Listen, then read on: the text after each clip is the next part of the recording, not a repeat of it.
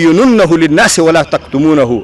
الله د هغه خلکو نه د عهد اغستی دی چې کومو خلکو ته الله د کتاب علم ورکړی، لتبیننه للناس، خلکو ته به د الله کتاب واضح کوئ، ولا تکتمونه، او د الله کتاب او د الله حکمونه به نه پټوئ. موږ دا تخریبي انداز کې نه وایو، دا موږ د چا د ضده نه وایو، دا زموږ د رب احکام دي، دا زموږ د رب فرامین دي. که دې باندې زموږ سټ پرې کېږي، که دې باندې زموږ وینې تویېږي دی، د مرګ نه زیات څوک چا سره څه شی کوی نشي. فقز ما انت قاض ان الى ربنا لمنقلبون. چې څه کوي څوک دې وکړي، موږ خپل پروردګار ته وځو، خپل پروردګار ته وځو، خپل پروردګار سره مخامخ کېږو. ورونو پرون موږ کارخانګي ورکړې وه. کارخانګي کې دا و چې یو دا و چې سلامونه لږ زیات واچوئ، دا د نبي صلی الله علیه وسلم سنت دی، سنت ژوندي کوي. چا چې سلام لږ زیات اچولی، ښځې هم لاسونه اوچت کوي، سړي هم. چا چې پخوا نه لږ زیات اچولی، ماشاء الله ماشاء الله، الله ته ستا اجر ده. دویمه کارخانګي دا وه انشاءالله هغه هم شوې، ځکه چې خلک ډېر دي، چې 2 کسان به راولئ. 2 کسان چا راوستي، لاسونه اوچت کړي، ماشاء الله، الله ته ستا اجر درکړي. او 10 کسانو ته به دعوت ورکوئ. چا دعوت ورکړی 10 کسانو ته؟ ماشاء الله، الله ته ستا اجر درکړي.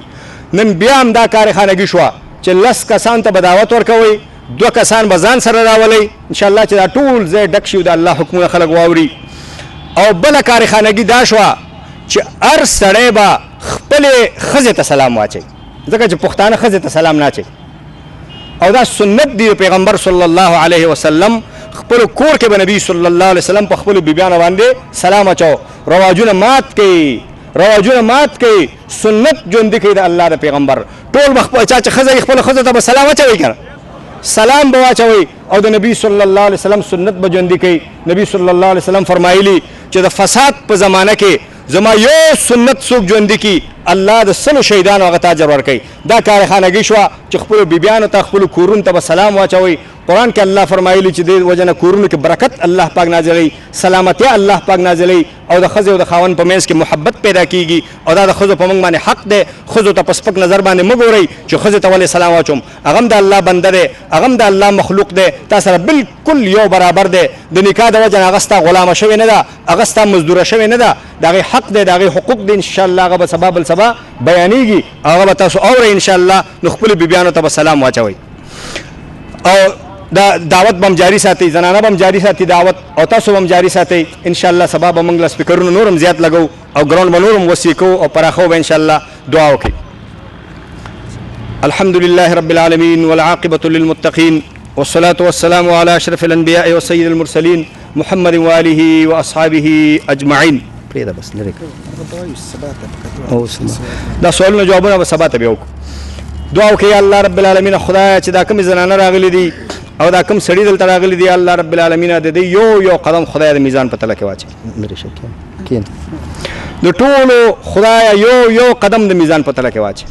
یا الله رب العالمین، خدای د ټولو لمنې د خیر نه ډکې کړي، خدای د ټولو زولۍ د خیر نه ډکې کړي. یا الله رب العالمین، خدای په دې حاضر مجلس باندې خپل رحمتونه او برکتونه نازل کړي.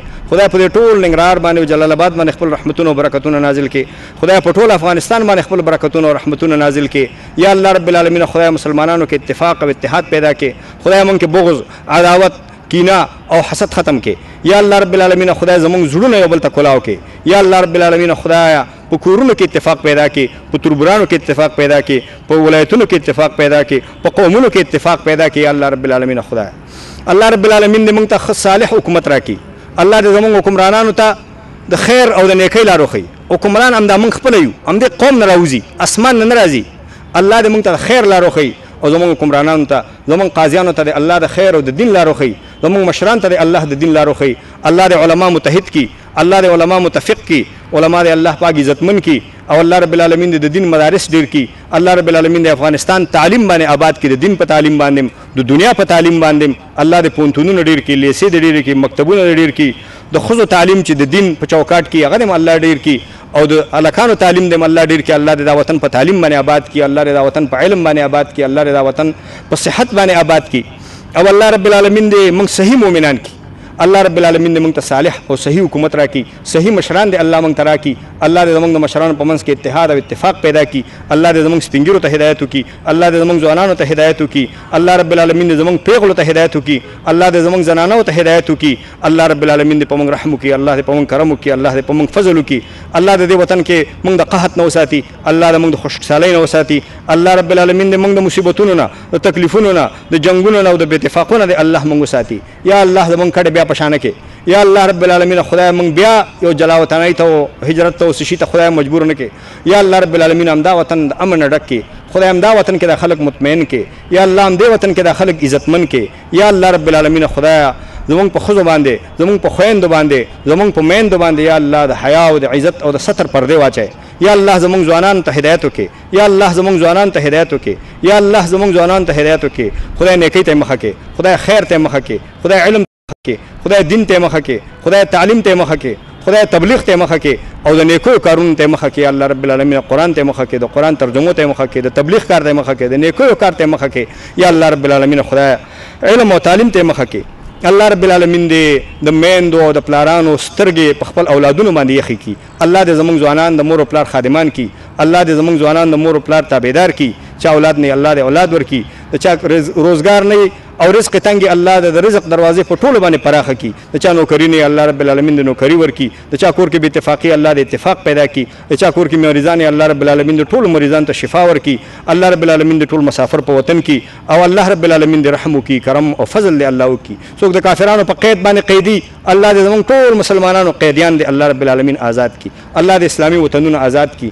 الله دې افغانستان په دین باندې او په اسلام باندې آباد کړي. الله دې مسلمانان متحد او متفق کړي او الله دې تاسو ته ډېر اجر درکړي، ډېر اجر دې الله تاسو ته درکړي. خو خوږیاڼو کې او کامه کې تاسو نه خلک تکړه، ځکه هغه محدود علاقې وي او لرې لرې ځایونه او ترانسپورټ او د ګاډو هم ډېر تکلیف و او ته زرګونه خلک درس کې چې دی شامل و.